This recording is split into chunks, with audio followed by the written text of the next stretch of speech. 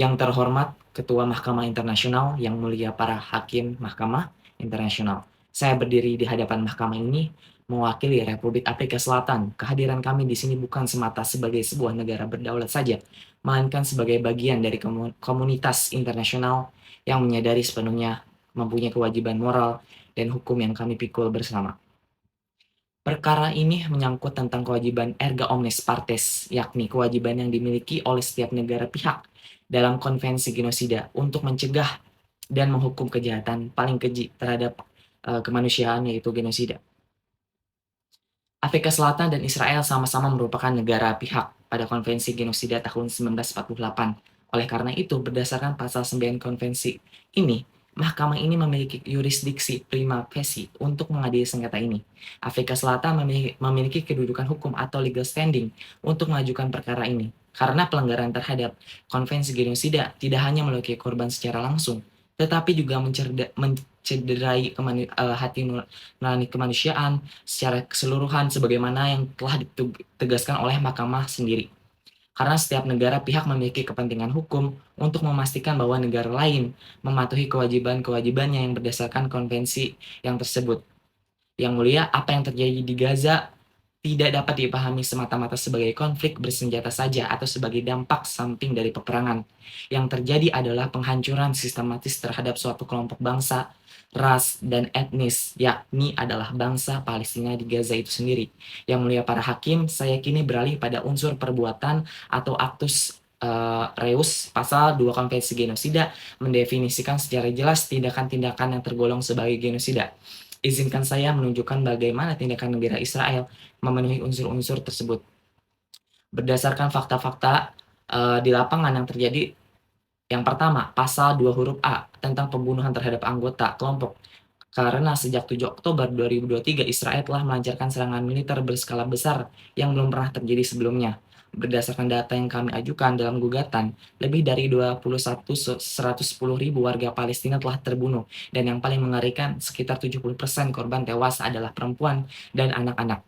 Kemudian Perserikatan Bangsa-Bangsa bahkan menyebut Gaza sebagai kuburan bagi anak-anak. Ini bukan perang melawan kombatan bersenjata saja, ini adalah kekerasan secara langsung menimpa anak-anak, Yang Mulia. Yang kedua adalah pasal 2 huruf B yang menyebabkan penderitaan fisik atau mental yang serius. Lebih dari 55.000 warga Palestina mengalami luka-luka berat. Ribuan anak terpaksa menjalani amputasi bahkan tanpa adanya anestesi akibat blokade medis yang mencekik. Trauma mental yang dialami oleh generasi ini tidak bersifat sementara, Yang Mulia. Ia menciptakan luka permanen pada kelompok bangsa tersebut. Yang ketiga dan yang paling krusial adalah pasal 2 huruf C yang dengan sengaja menciptakan kondisi kehidupan yang diperhitungkan untuk memusnahkan fisik kelompok tersebut. Karena Israel telah memberlakukan pengepungan total, mulai dari akses terhadap air, makanan, bahkan bahan bakar dan listrik diputus secara sistematis. Sebanyak 93% populasi Gaza kini menghadapi tingkat kelaparan yang kritis, Yang Mulia. Belum pernah terjadi sebelumnya, bahkan rumah sakit telah dihancurkan secara bertahap, tempat penyembuhan juga diubah menjadi zona kematian. Sekitar 85% populasi atau 1,9 juta orang telah dipaksa meninggalkan rumah mereka. Kemudian penduduk sipil digiring ke wilayah yang semakin sempit, yang dijanjikan keamanan, namun kemudian dibom di lokasi yang disebut sebagai zona aman tersebut. Ini merupakan bukti yang nyata penciptaan kondisi kehidupan yang mustahil bagi suatu kelompok untuk bertahan. Yang Mulia, pembeda utama antara kejahatan perang dan genosida terletak pada dua spesialis, yakni niat khusus untuk menghancurkan suatu kelompok. Sebagai kelompok tersebut, Israel mungkin akan menyatakan bahwa tindakannya memang merupakan bentuk dari pertahanan diri. Namun dalam hukum internasional dengan tegas menyatakan bahwa tidak ada serangan bersenjata seberat apapun yang dapat membenarkan terjadinya genosida ini.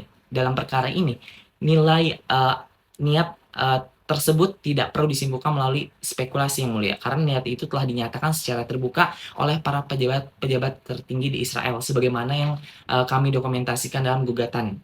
Salah satunya dari Perdana Menteri Israel secara eksplisit merujuk pada kisah biblikal tentang Amalek dan memerintahkan pasukannya untuk mengingat apa yang dilakukan Amalek. Narasi tersebut memerintahkan untuk melakukan pembunuhan total, Yang Mulia, termasuk terhadap bayi dan anak yang sedang menyusui. Ini bukan sekedar retorika, religius ini adalah pesan operasional yang disampaikan kepada pasukan di lapangan, Yang Mulia. Menteri Pertahanan Israel juga bahkan menyatakan secara terbuka bahwa Israel memerangi hewan manusia dan akan bertindak sesuai dengan itu. Bahasa dehumanisasi semacam ini merupakan salah satu, ciri klasik dari prasyarat terjadinya genosida. Kemudian ada juga dari Presiden Israel yang menyatakan bahwa tidak ada warga sipil yang tidak bersalah di Gaza dan bahwa seluruh bangsa bertanggung jawab. Pertanyaan-pertanyaan ini bukan retorika kosong, ini adalah kebijakan negara. Tentara di lapangan bahkan merekam dirinya mereka sendiri dengan menyanyikan lagu-lagu tentang menghapus Gaza itu sendiri dan menyatakan bahwa tidak ada warga sipil yang tidak terlibat. Hal ini menunjukkan bahwa hasutan tersebut dipahami dan dijalankan sebagai perintah pemusnahan. Mahkamah sendiri dalam putusan sela telah mencatat pernyataan-pernyataan pejabat, senior Israel tersebut sebagai bersifat, dehumanisasi dan sangat memprihatinkan. Yang Mulia Ketua Mahkamah Internasional dalam putusan sela, bertanggal 26 Januari 2024, mahkamah ini menyatakan bahwa hak-hak yang diklaim oleh Afrika Selatan dan warga Palestina bersifat, plausibel. Mahkamah juga mengakui bahwa memang warga Palestina di Gaza merupakan kelompok yang dilindungi oleh konvensi genosida ini. Kemudian mahkamah, selanjutnya juga menegaskan adanya risiko nyata dan mendesak terjadinya kerugian yang tidak dapat diperbaiki. Situasi kemanusiaan di Gaza merupakan bencana besar dan berpotensi memperburuk secara drastis sebelum mahkamah menjatuhkan putusan akhirnya. Dalam, konteks inilah tindakan sementara yang telah diindikasikan mahkamah menjadi sangat krusial. Namun dalam realitas di lapangan menunjukkan bahwa pembunuhan dan kelaparan terus berlanjut meskipun terdapat perintah oleh mahkamah itu sendiri. Genosida merupakan eee, pelanggaran terhadap, norma jus cogens, di mana tidak ada pengecualian militer, tidak adanya alasan keamanan yang dapat membenarkan pemusnahan, pada suatu bangsa. Sebagai penutup Yang Mulia, para hakim Mahkamah Internasional yang kami hormati, Afrika Selatan tidak meminta mahkamah untuk memutus pokok perkara pada tahap ini.